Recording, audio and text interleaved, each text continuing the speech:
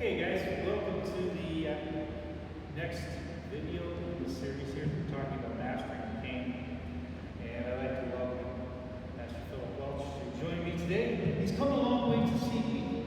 So we're going to get a little bit of work done today as we go through this. Now, we talked in the last video about not taking on the attacker's mask. And here we're going to show you a good idea. Now we're going to do everything in slow motion, because this cane's nasty, right? Also want to make sure we give you the angles. If he's looking at the attacker, he's looking aggressively at me. Something that we teach in basic self-defense, if I'm going to go teach the seniors this or something, works, but it's dangerous at the same time, especially for a martial arts person, because martial arts people have certain habits that don't exist in the real world, right? So one of the things that we try to do is possibly do this, and you see what his instant response is that, right? So another one of his instant responses, or if he was going to attack, he would see this coming, he could evade it too very easily. Now, I'm just going to drop the cane here, see where I am position-wise. His right hand, I've given him my mask. He can turn and drill me, right? And I'm done. Now, when you're talking about some little old lady walking down the street like this with her cane, this is about the best we can do with something like this, right? She's in trouble anyway. So we're going to do our best to help her out.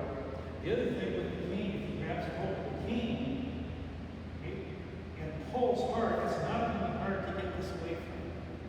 There is a method by which I can try to out-muscle him and do that, and it does work to a point, but we're in conflict again. Okay? Don't want to be in conflict. So the first thing that we're going to look at, and this is kind of funny, we're going to treat this thing while we're doing this a little bit like it's a sword. Right? And this is actually really very cool when you think about it.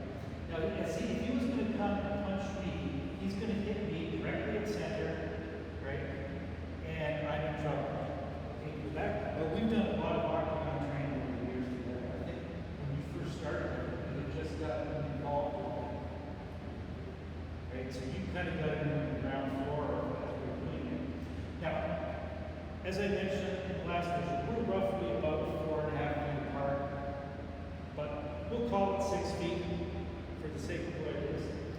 Now, being that I am talking about mastering the game, he's going to be in tunnel vision. He's the attacker. I'm going to be in peripheral vision because this is what I've trained for, is to not get overly excited about this type of event.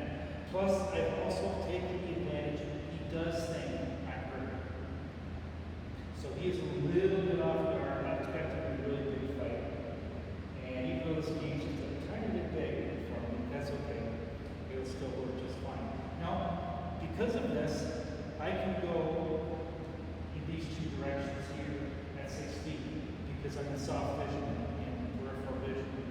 My weight's in my right leg. He steps, he punches, and I'm out of here. Now, something I want you to see that's important about this. You see where he is. I know exactly where he is. If I wanted to do something, I could come, I could go after the leg as I'm walking out. Now, this is where we get deep. This is the stuff we've always loved the most. What just happened there? Okay?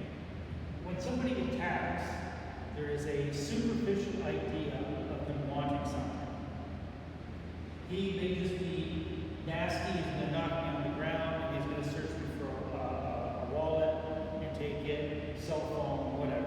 Maybe he wants to take my life, who knows. But that's not actually what he wants. Okay?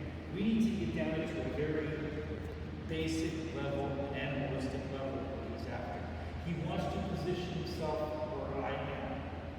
And that understanding allows me to not take this seriously. Okay? Let me rephrase it. I won't take this personally. Because I don't want to become personally involved in this particular what's going on here. Okay? So once again, as I'm here, and he comes through with a punch, I can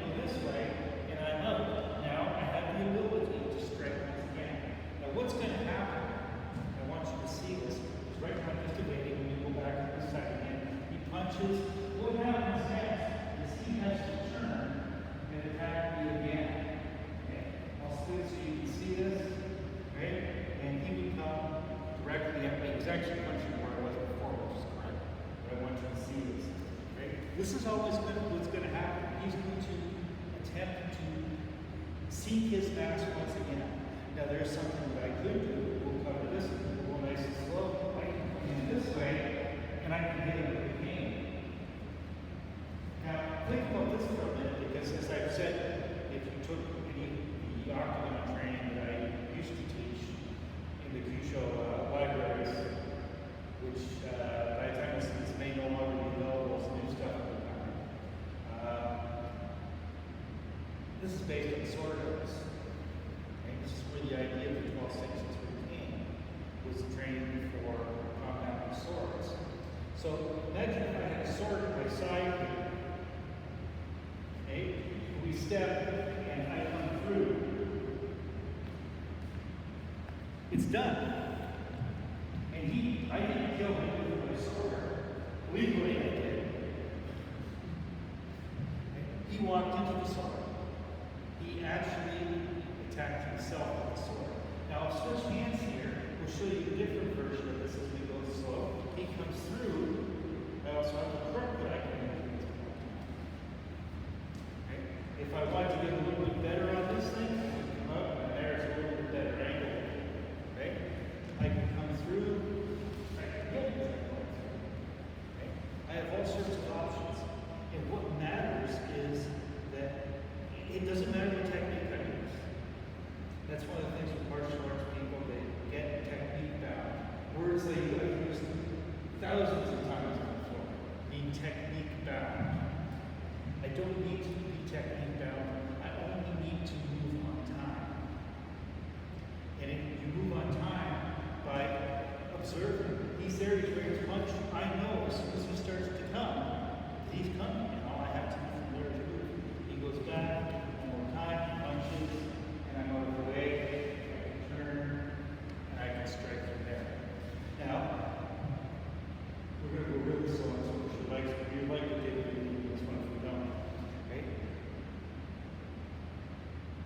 If I don't hit him and I don't leave immediately, which would violate me having my cane, because if I picked up my cane and I ran, I guess I'd blow my cover around my cane. But that's okay. Right? As I'm here, he comes. I can plant my cane right here. Okay? And very simply, without putting it down, because we all need to go down to the over. Okay? All I have to do from this point is push. Because I've totally taken the skeleton out of the equation very easily. This is why in the first courses we talk about tippets. Right? A good tip will dig into the ground. So again, as we go, I come through here, I'm just interfering with him. If he tries to turn at this point in time, you can see what's happening to his balance. His balance has been affected. Same again, this way.